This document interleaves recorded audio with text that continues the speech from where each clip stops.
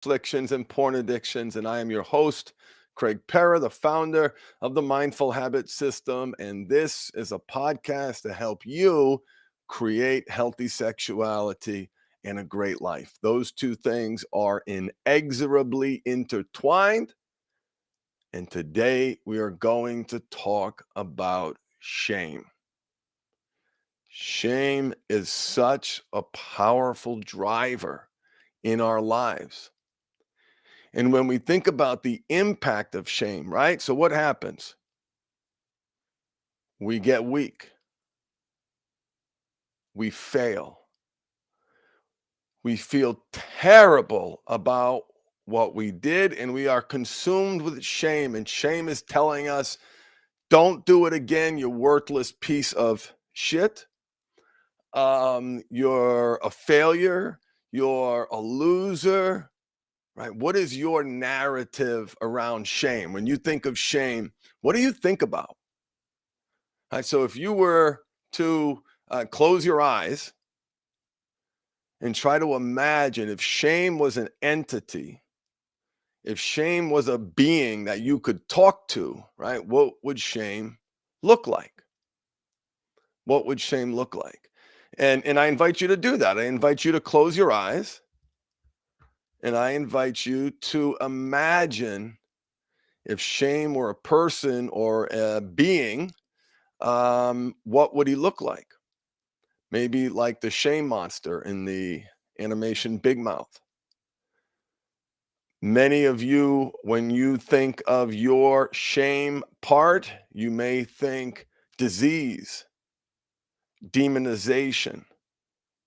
Yeah, like if a lot of people tell me when they picture their shame part, it looks like the devil. And shame has been with us for such a very long time, right?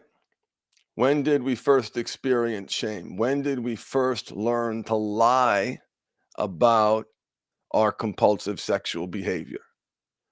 When did we first learn that lying about it was safe? And that's what we're going to do today. So let me kind of we're going to talk about the impact of shame. We're going to talk about who is this part, and we're going to reflect on where this part came from, and we're going to figure out what does this part need.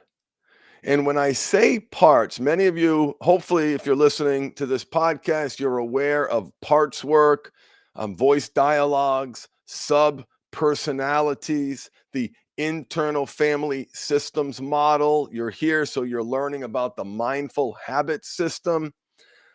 Important in all those modalities is parts work.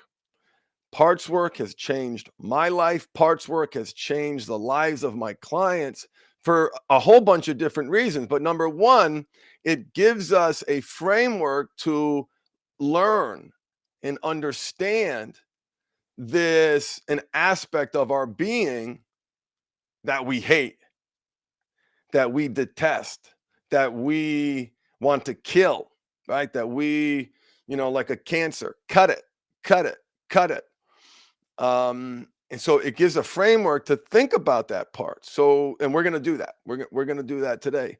The other thing that it does is it gives you also a framework to make practical your family of origin work, right? Your childhood stuff, why you do what you do, right? And if you're here, you have a family of origin childhood component to why you do what you do. You're lying, your ability to compartmentalize, your lack of empathy, your low self-esteem. Those aspects of your being were trained. And when do we receive most of our training as humans? Is it at 50 years old where my brain is, not locked in, still neuroplastic, but it takes a lot more for me to learn a language now than it would if I was 0, 1, 2, 3, 4, 5, 6, 7, 8, 9, 10, 11, 12, 13, right? Our developmental years were literally how we experience reality, how we live and how we respond to conflict, to everything, right? Trained in our childhood. And so let's think about how our shame part was trained, right? So the question I invite you to ask is, let's think about, where did your shame training come from? And try to do this almost academic, right? Because there's so much energy around shame, right? So much energy around shame, and so much judgment, so much criticism, so much internal hatred, et cetera, et cetera, et cetera. But be the student, be the curious academic, and I'm gonna look at shame from almost a scientific perspective. And just like I'm able to, let's say you're able to do a task at work, or if you play an instrument, or if you've learned to play a game, you've been trained to play that instrument and play that game, right? If I threw a ball at your face and your hand reaches up and grabs that ball within literally almost a nanosecond, that incredible, miraculous reaction is how you were trained. The same thing is true for shame. So let's say you experience a shame moment today, right? Let's say you do something that you regret, you do something that you feel bad about. You may think something that you regret and feel bad about. And what happens? Boom, the shame part of you is awakened. The thoughts start going. You start beating yourself up. And do you feel better about yourself? No, no, of course not. You feel worse. So shame is a trained part. And where did most of that training come from? Most of that training came in our childhood. Many of my clients report religious shame, fire and brimstone, right? There were few other areas in our lives where there was so much attention. Maybe stealing, don't steal. But and we lied about that if we did that. So that's one area, right? But that did not have the energy. Stealing did not have the energy that sex stuff did, right? Sex for many of us was fire and brimstone. I was raised a Catholic, and sex is dirty. It's disgusting. And you save it for someone you love. So there was that conflict. Sex was demonized, diseasified, not something to be experienced. Pleasure was bad. Self-pleasure was even worse. In fact, for doing so, some of us were told that we would literally burn to death for the rest of our lives for touching ourselves. Just stop for a second. Stop for a second and reflect on the impact of that programming on a child. So when we're asking ourselves where shame came from, well, there's one aspect of that training, right? How we were trained around sex, how we were socialized around sex. It was certainly not something that was talked about. It was a secret that we learned to keep at a very, very, very young age. So what I invite you to do now, if you'd like, is to close your eyes, right? And think about your shame part. What does that part look like? That part of you that you hate, that part of you that you detest, that part of you that you want to kill. And so there might be an automatic instantaneous reaction, but that image changes the more you understand shame's origin story. So like Batman, the comic book character, has an origin story. The Joker has an origin story. Your shame monster has an origin story. And the more you understand that origin story, that darkness, that evil, that disgust, that self-loathing, wait a minute. This child stuff is directly related to this monster of shame, was born in pain, was a confused child who had no one to talk to about this massive transformation and this almost insatiable, drive and desire. There's no other area in your life where you had that much energy around it where you were unable to talk about it, for most people. Shame is a trained conditioned response. So that programming around shame, if you experience shame, I can almost guarantee that there is a family of origin component to it. And when you look at shame and you appreciate a shame from the big picture, when you not just look at this part from the lens of the dirty and disgusting and shameful things that he does and the shame that he feels about himself, you have to look at that shame part in context. And when you look at that part in context, your relationship with shame changes. And your relationship with shame has to change. It has to change because you beating yourself up, like punching yourself in the stomach, kicking yourself when you're down, literal verbal abuse. If you said to a child the same things that you say to yourself when your shame part is awakened, has taken over, they'd call CPS. It would be considered abuse. The shame part isn't helping. Now, shame is, I call the compliance arm of the organization. The old style compliance. You do it or I'm going to break your face and beat you up and rub your nose in it if you don't do it. Okay? You do it. Don't do the filthy things. You do the filthy things, I beat you up. That's the encouragement that shame offers. Don't do it, so you're not a piece of shit. If you do it, you're a piece of shit. For thinking about doing it, you're a piece of shit. And even if you don't do it, I'm probably going to beat you up over that too, because you're thinking about it. So it's an enforcement. It's a compliance mechanism. But guess what? You know this, right? Please think. Is it making things better? Is that shame monster driving compliance?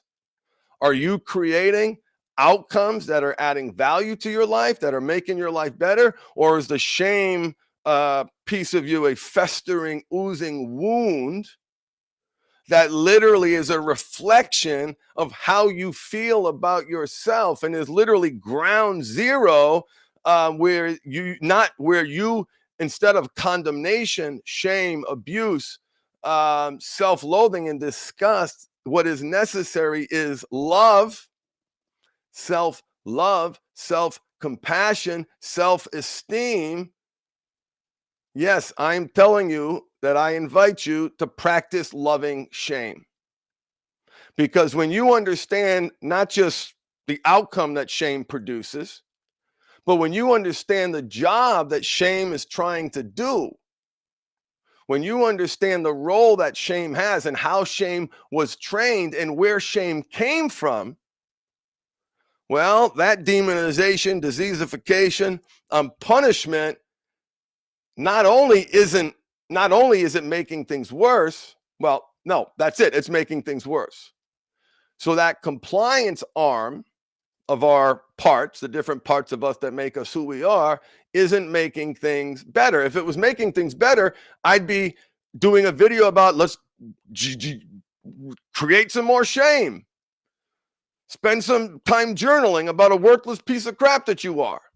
Come on, let's go. You're worse than that. Come on, you know when you close your eyes and go to sleep at night who you see. You know how you feel when you look in the mirror and look at yourself in the eye and you feel that shame. That's the part of you that needs love. That's the part of you that needs empathy, kindness, compassion. Why? Because look at where he came from. Look at where he came from. That, and it's not working. It's not working. It's making things worse. It's making things worse. So if you're not doing parts work, read about it. Get the book, No Bad Parts by Dr. Richard Schwartz. If you are completely unfamiliar with the concept, if you are looking to hit this stuff hard and have a framework to change your relationship with these parts, go on the website, check out our core training program. Right now it's December 1st. I'm running those weekly webinars. Normally one of my coaches is doing it. I wanted to take it over because I want to make it better.